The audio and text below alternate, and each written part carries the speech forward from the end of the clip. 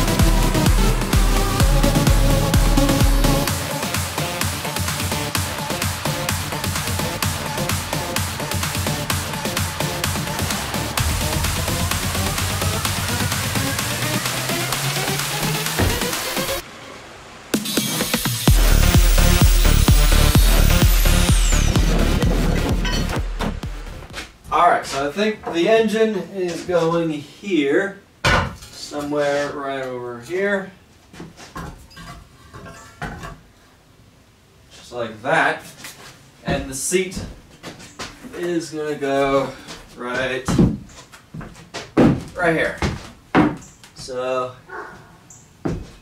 those fit. I'm going to be putting the engine a little bit, you know, over where it needs to be, a little sticking out, but the tire's protecting it. It's not going to hit anything. It's going to be easy to kickstart. And I think right here is perfect with everything. Now I just need to figure out how I'm going to be attaching everything. I think that, let me